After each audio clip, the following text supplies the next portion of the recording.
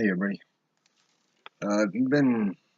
When you read your Bible, do you ever find that there's some chapters there that are somewhat dry reading?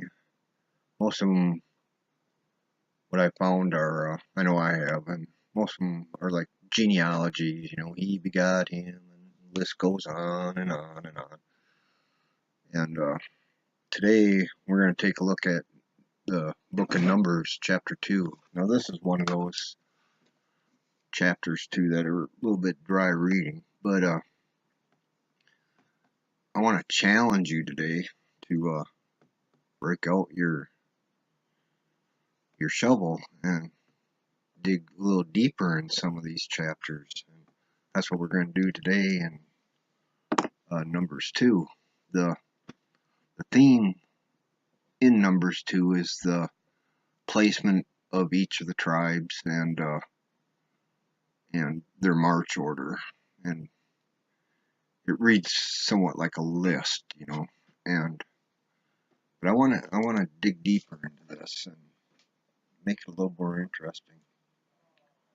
A little background on the book of Numbers. It's one of the 5 books of law attributed to Moses.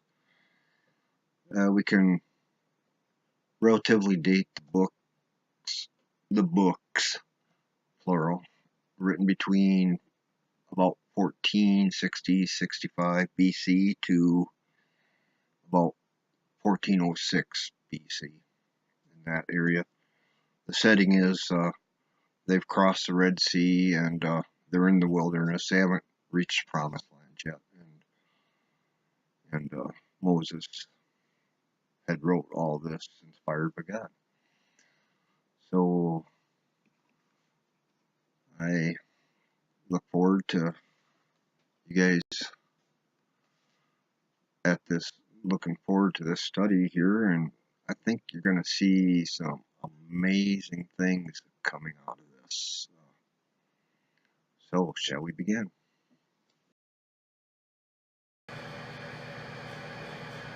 Okay, what's number 2 say? The Lord spoke to Moses and Aaron, saying, The people of Israel shall camp each by his own standard with the banners of their fathers' houses. They shall camp facing the tent of meeting on every side. Note here the words standard and banners. The standard is a flag of sorts that's kind of put on a cross and then with their symbol on there. And banners, that's kind of a flag, but only with, I would say, something similar to a family crest sort of thing.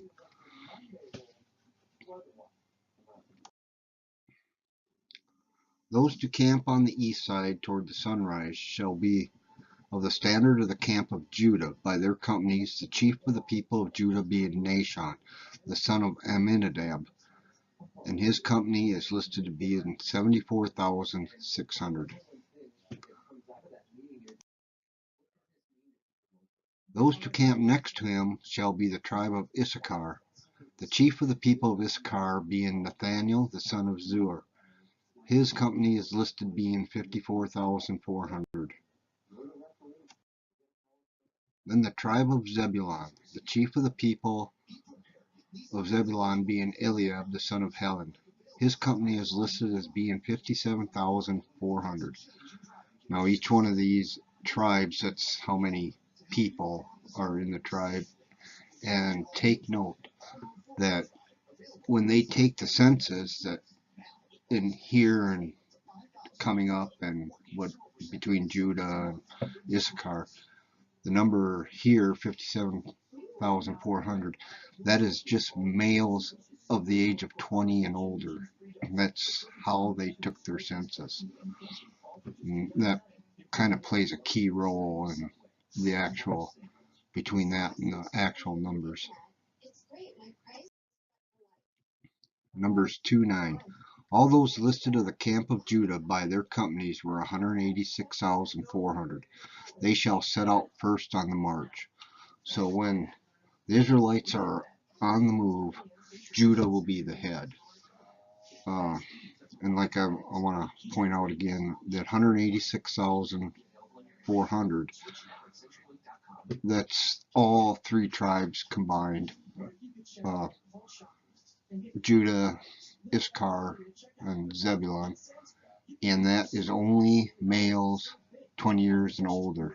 Now you gotta be aware in the total number of Israelites, for the end of the day, the numbers aren't reflecting the wives and the kids and widows and such. So just bear that in mind. On the south side shall be the standard of the camp of Reuben by their companies, the chief of the people of Reuben being Elizur, the son of Shedeur. His company is listed being 46,500. Now the Reubenites will camp on the south side of the tabernacle. And those to camp next to him shall be the tribe of Simeon, the chief of the people of Simeon being Shelemiel, the son of Zurishaddai. His company is listed being 59,300. Then the tribe of Gad, the chief of the people of Gad being Elisaph, the son of Ruel, and his company is listed being 45,650. And all those listed of the camp of Reuben by their companies were 151,450. They shall set out second. So again, when the Israelites are on the move, it will be Judah and then Reuben. And this number 151,450 reflects the number of the tribes of Reuben, Simeon, and Gad. Then the tent of the meeting shall set out with the camp of the Levites in the midst of the camps, as they camp. So shall they set out, each in position standard by standard. Now, you gotta realize here now on the move, it'll be Judah, Reuben, and then the Levites, on the move, they'll pack up the tabernacle and all the belongings, and they will be there. And there's four groups of Levites, and we'll get into that in a little bit. Moving on to Numbers 2:18. And on the west side shall be the standard of the camp of Ephraim by their companies, the chief of the people of Ephraim being Elishama, the son of Ammihud. His company is listed being 40,500. Next to him shall be the tribe of Manasseh, the chief of the people of Manasseh being Gamaliel, the son of Pedazur. His company is listed being 32,200. Then the tribe of Benjamin, the chief of the people of Benjamin being Abidan, the son of Gideoni. His company is listed being 35,400. All those listed to the camp of Ephraim by their companies were 108,100. They shall set out a third on the march. Now remember, on the move, we have Judah, Reuben, the Levites, now Ephraim, kind of moving in a column.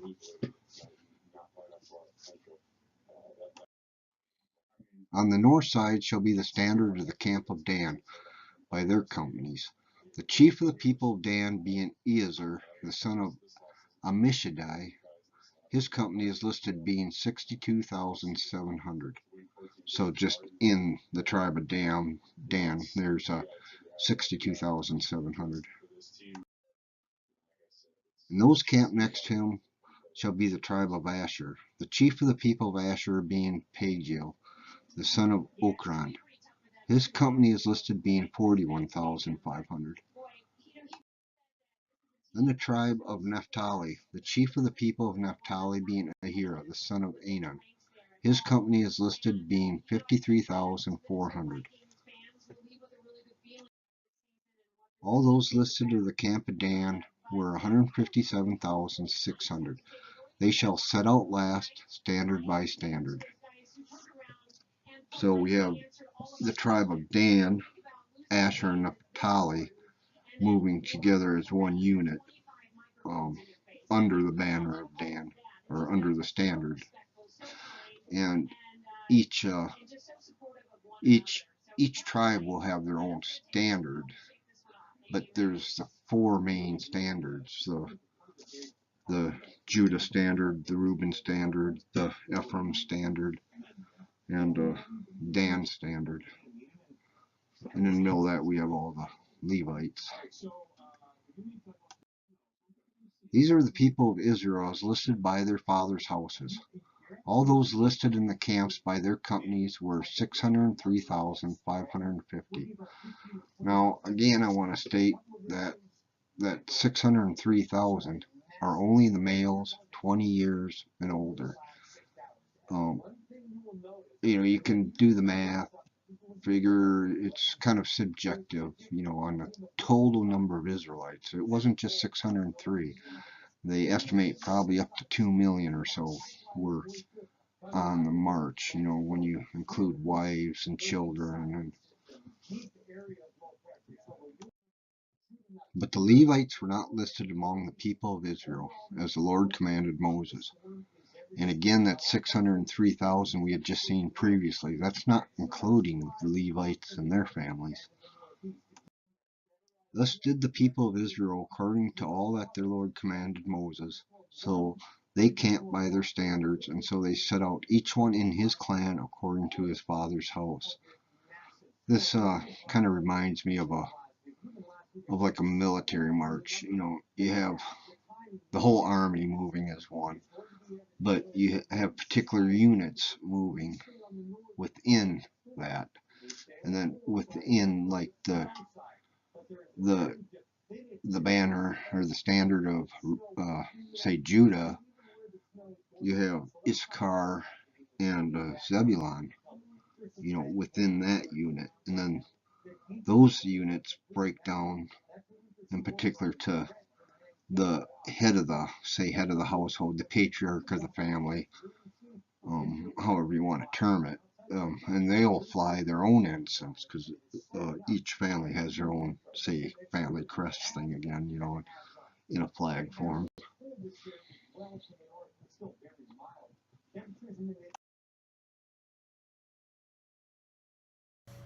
This song is called I Can Only Imagine by Seventh Day Slumber.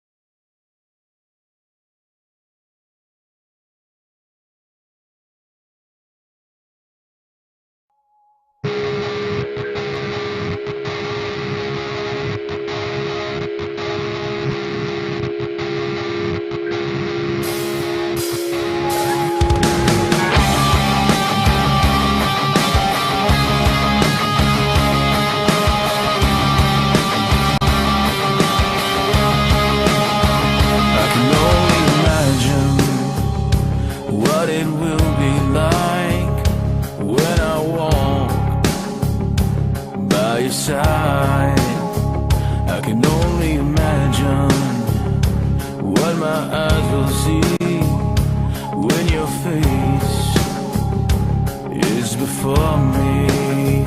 I can only imagine. Surrounded by your glory, what will my heart feel? Will I dance for you, Jesus?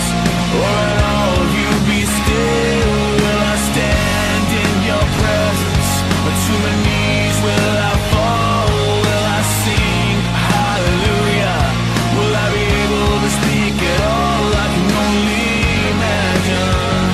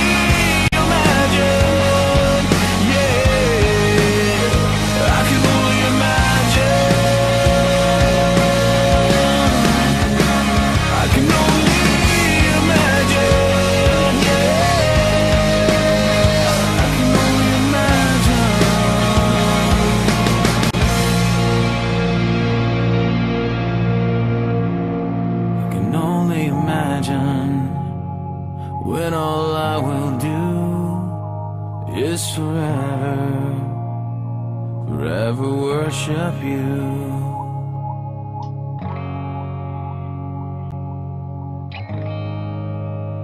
I can only imagine.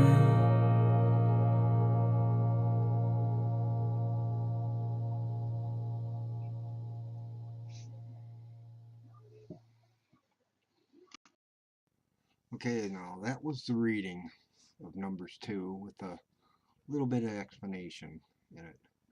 We can consider that the milk. What I want to do now is where we grab our shovel and start digging into it and kind of see what treasures we come up with. What I'm going to do first here, just a little preview of the upcoming slides, is I'm going to talk a little bit about first the Levites and their placement and numbers. Then we're going to go into the actual tribes and their placements and where they're arranged, how the camps are arranged, and this is where, if you haven't studied something like this before, this is going to go poof. So let's get to it, huh? Okay, what we have here is the tabernacle meeting, or the tabernacle tent meeting. I don't know how, this is a stock thing I got off the internet, so I don't know how precise it is to scale, but this is a large, this doesn't do it justice for its size. If you go to Exodus 25 through 27, it gives you, it's God telling Moses exactly how big to make things, and everything from how big to make the Ark of the Covenant to the tent itself, the hangings and whatnot, in precise order, and how to do it and who's to do it. And anyways, just to give you an example, now first I gotta explain this. In Exodus 25, they'll use the measurement of cubits. Now, what is a cubit? Actually, think of it as about 18 inches. What it is a measurement from your fingertip to your elbow. And so it's a little subjective there on exactly, I can't just say, well, it's exactly 18 inches.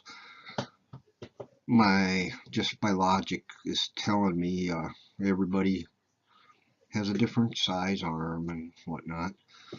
So it couldn't be very precise, and what I'm thinking is whoever was the head architect, so to speak, would probably have used his measurements, and I don't know, maybe cut out a stick to use as a measuring rod, or I don't know, I don't want to speculate too much on that, but I'm thinking it was one standardized for everybody. So some of the things in here you might notice: the Ark of the Covenant, that's where God dwelt. Holy of Holies, that was the area where the Ark was placed. The only people that could enter that was the high priest, and he could only enter it once a year. Then there's some other things that went with their rituals and everything. You can read about that in the Bible, and but this kind of gives you an idea. To give you kind of an idea of the actual, like I said, this a pretty big area. The hangings from north to south was this actually picture should be tilted a quarter, but this let me get my marker here. I believe this would have been 100 cubits according to the Exodus 27:9 through 13. It talks about the hangings, And so that would have been 100 cubits. And if we're figuring about 18 inches, 100 times 18 inches, do the math. Here it would, there it would be 50 cubits east and west. So like I say, that should actually be, this picture should actually be turned one way or the other. The entrance here would have been facing the east. So that might give you a little idea of just how large this place was. Okay, now we'll get into the Levite, the clans, the families. On the, it would be the west side, the Gershonites would camp right off of the temple. And they numbered 7,500. A lot of this is what I got on the slide here is pretty self-explanatory. On the left side, it kind of tells you the duties and what they're in charge of and taking care of, and the Bible verse that will get you there if you want to look that up. Next we have the Kohathites. They'll be on the south side. Their number is 8,600. And again, their duties and the scripture verse you can look up. And then we go to the Merarites. They're on the north side, and again, their duties, they're on the left side of the screen. You can look that up too. And they're on the north side. Their number is 6,200. And last but not least, we have Moses and Aaron and his sons. And they are camped out in front of the entrance on the east side. They guard the sanctuary, and they're the high priests. And now, when we talked before about the march order, with Judah, Ephraim, when the Levites, it would be Judah, Reuben, then the Levites. There's no reason that we wouldn't think that first would go the Gershonites, then the Kohathites, and the Merarites, and then Aaron, and then Ephraim, and then Dan behind. It's the order it's given in Scripture. So I'm gonna take it for its word on that one. Now, I don't know if I can't remember if I explained this before, but the census for the tribes, they take males from the age of 20 on up as their census.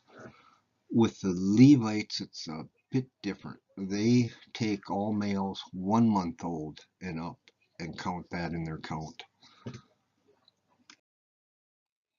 Here we see the arrangement all together, and the total number of Levites was 22,300, and an explanation there on the census.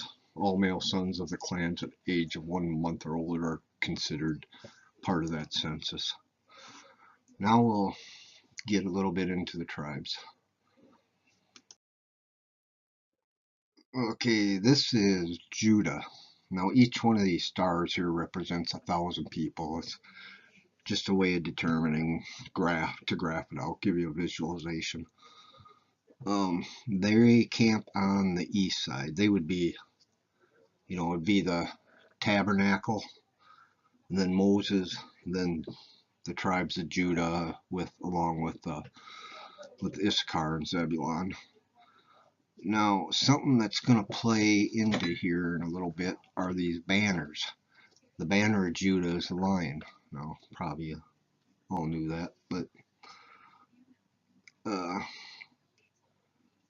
altogether, this would be the camp of Judah, Issachar, and Zebulun here in the yellow, and 186,000 strong. So we'll go to the next one. Now we got the camp of Reuben, which includes Simeon, and Gad. And they are 151,000 strong. And again, each one of these stars represents 1,000 people. Now my lines aren't so perfect, you know, and the stars are a little overlapping. Whatever. It's just trying to give you a visual representation. Now their banners flying under the banner of Reuben, which the banner is man. That's something to take note of, these banners. Next we have the banner of Ephraim, and they're camped on the west side. And Ephraim consists of Manasseh and Benjamin, 108,000 plus strong. Again, each star represents 1,000 people there. And on the last one, we have the banner of Dan, which is a banner of an eagle. Now, you can't see it in this picture here, but it's actually an eagle flying with a serpent out of its mouth. Take note. Again, my stars are a little goofy, but it's a visual representation. There they have 157,000 strong. They're flying. Asher and Naphtali are also flying under the banner of Dan. Now I want to get off the reservation here a moment, as this slide says there at the bottom. Let's take a look at these banners for a moment. Okay, here we have all the banners. Judah is a lion, kind of represents king, kingly, leader, whatever, you know. Next, Reuben, man, and that's man as in you and me, you know, humans, whatever. Then we have Ephraim, as their banners of an ox, and symbolizes strength. And Dan is an eagle. The eagle actually represents judgment. And remember I said take note of the serpent out of its mouth. You can't see it. It's kind of a bad rendering. But judgment with the serpent in its mouth. It kind of, you start putting two and two together here. Okay, now where have we seen this before? If you've read the Old Testament, especially the prophets, and especially the major prophets, you would have seen this. Let's take a look. Ezekiel 1:10. As for the likeness of their faces, each had a human face. The four had a face of a lion on the right side, the four had a face of an ox on the left side, four had the face of an eagle. That would be in the back. So what Ezekiel is seeing in this vision here is a cherubim. And if you read the book, I'm not going to get too far into it, but above this, what he's seeing is a throne with a man in it, like God. You can check that out yourself and see what you think. Now here I have a goofy slide. Now again, on the left hand side is the tabernacle with the tribe's standards, you know. And on the far right side, it looks kind of like a weird creature. It's got a human head, it looks like it's facing you, and then ox head on one side and a lion's head on the other. Now, just in itself, it doesn't mean anything much, but the middle picture here, I flipped it down its side, and you see the correlation between the tribes and you know, and figure Ezekiel's probably standing on the side here somewhere on the left-hand side off the screen, and that's what he would see coming to him with God on top. As for, again, Ezekiel 1:10, the scripture's right there, or I suggest you check it out yourself. And I'm not trying to correlate the tribes as being an angel or on that level. What I'm getting at here is the book of Numbers 2 was written sometime, like I said, between 1460 and 1406, somewhere in there, 1410, give or take, and BC, and Ezekiel was exiled to Babylon, and that happened, almost 1,000 years, actually about 890, 850, do the math. And so Ezekiel's having this vision almost 1,000 years later. Now, Ezekiel is excuse me, is considered a priest, so he would know the scriptures of, the books of the law. He would probably know that by heart. And so could Ezekiel be having a vision of the tribes of the past? I tend not to think so, because let's jump into Ezekiel 1 for a moment. I'm using the ESV Bible. Opened it right to Ezekiel. Okay, Ezekiel 2 starts off. But let me read this, and I'm starting from about verse 28 of chapter 1. Such was the appearance of the likeness of the glory of the Lord. And when I saw it, I fell on my face, and I heard the voice of one speaking.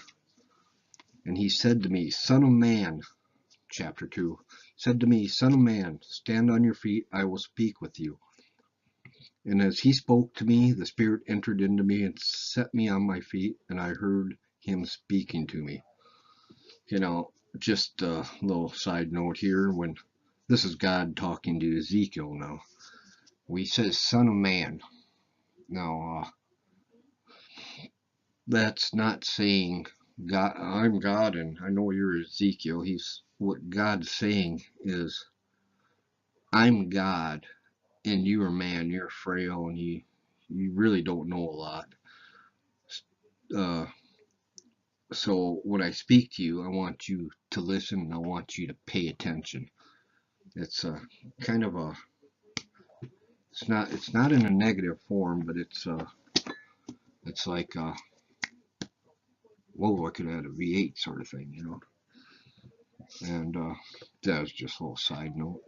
But what I'm getting at there is Ezekiel had this vision, and it's not of the tribes, but of it's in present. It's happening now.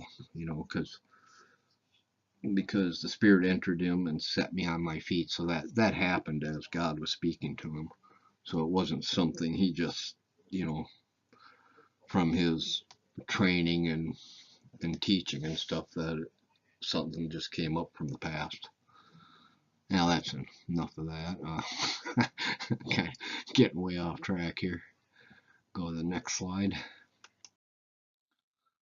Okay, now we have the camp arrangement here with 12 tribes altogether, but all of the 4 standard tribes. Judah to the east, Reuben to the south, Ephraim to the west, and Dan to the north.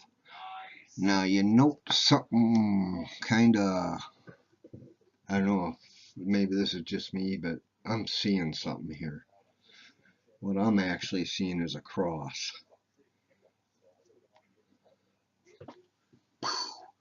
Remember, this is 1450 years before Christ is born. you got to remember the Old Testament is a foreshadowing of Christ. So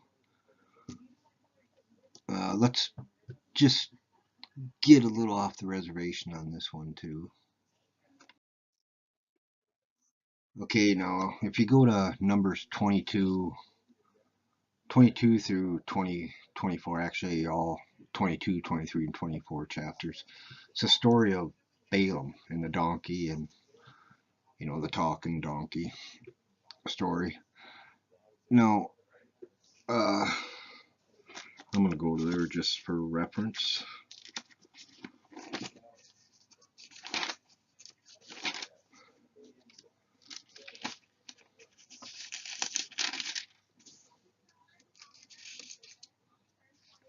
Okay, now I got 3 pictures on this slide. The one in the upper left is kind of an overshot of Israel. Where if we go to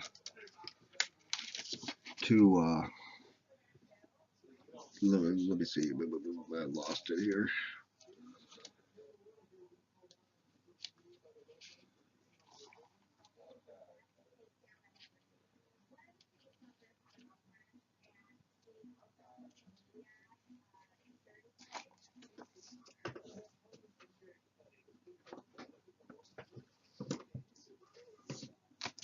Okay, verse 22:41.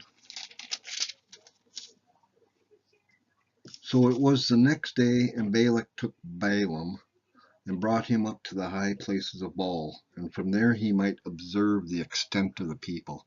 Now, who's he talking about, the extent of the people? He's talking about the camp of Israel. The picture we had just seen in the last slide, the cross with the 12 tribes. Now what I got here is, again, in the upper left hand corner is a kind of an overview. Towards the bottom it's still a little closer up, and then the picture on the bottom right is, and I'm not sure if this is the actual view he would have seen, but it would have been something like that. So what we're looking at here is the Mount Ebal up on the top left, Mount Ebal. Now the Moab Valley, what he's looking down at, where the Israel camps are, in this area. So if we go to the bottom left picture, you see the pinpoint. We think that Balaam was on a mountaintop there, on Mount Peor, and he was looking down, and he seen the Israelites down there. Now I put a little cross in there. It's my computer aided graphic, thing.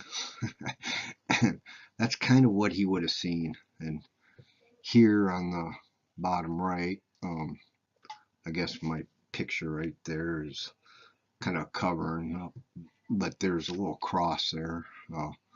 It's kind of how he would have saw it, I'm thinking, to the Bible, according to the Bible. The one thing, and this is all conjecture on my part, but you notice in this picture here, the bottom left. Okay, now Judah is on the east side of the temple tabernacle. There would be right in the cross, the intersection of the 2 black lines. Now Judah, being on the south side of the tabernacle, would be facing east, going this way. Now if we go back up to here, the top left, okay, this up here where it says Mount, erase that, okay, Mount, it's one of those mounts, Mount Peor, Mount Pisgah. I don't know for sure which one. Balaam was up on top looking down on him. But if you notice that, so the tribes, the camp, Israelite camp would be somewhere in here, give or take. And like I say, this is speculation. But remember, down here, Judah's facing the east. It looks to me almost like Judah is facing Jerusalem. Now, again, this is speculation. I don't want to say this is how it is, but a lot of coincidental evidence seems to be falling in place there. No, personally, I think this is a pretty cool study because it's camped in a cross. I never thought of that. Actually, what got me interested in this was a video by a guy named Chuck Missler, and he explained it all, and I watched a video, but I wanted to make sure for myself. I'm not gonna, it sounds all good and everything, but I'm not gonna take his word for gospel. I'm gonna check it out myself. I'm sure it was right, but I had to check it out myself, and yeah, I did the homework, and it came up across, and to me that just blows my mind on how all this comes together like that. So some of those chapters in the Bible that are pretty boring to read, or they just kind of monotonous, one thing right after the other is kind of the same thing, different name, different place, whatever. So if you start digging into that stuff, you're gonna find some pretty wild things, and which help explain as you go down, or get deeper into the Bible. It helps explain a lot of things, and so that's pretty much the study I wanted to show you guys. Well, that will wrap up our inside look of Numbers chapter 2. Some of them, like I was saying before, some of these dry reading chapters, actually have a lot of little tidbits of treasure in them in themselves if you're willing to take the time to look at it. Actually, I'd like to throw a shout out to the Chuck Missler and the Coin Institute, because they're the ones that did the legwork for this. I only confirmed it for myself and sharing it that way.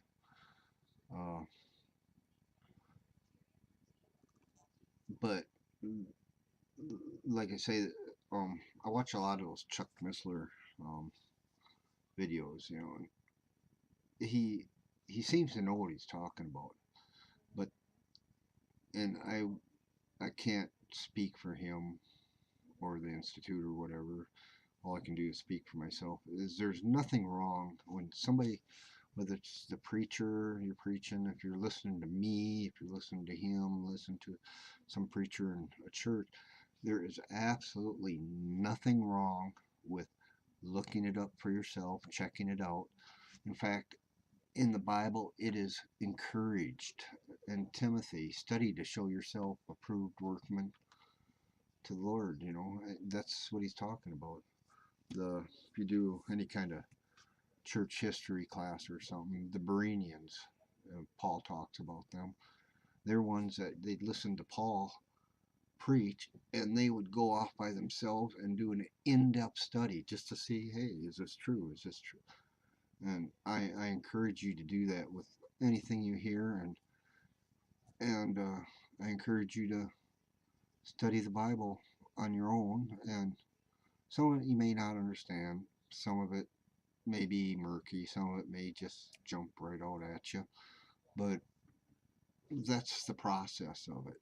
And the more you study it, the more you're going to learn, the more God's going to reveal to you. And you can't expect somebody who picks up a Bible the first time, because the Bible is the Word of God, to understand everything God's saying. It's a learning process. We as humans, we don't know everything. Some of us think we do, but that's another story. But I hope you enjoyed our little study, and I hope it brought a little insight to you, and keep sharing the gospel.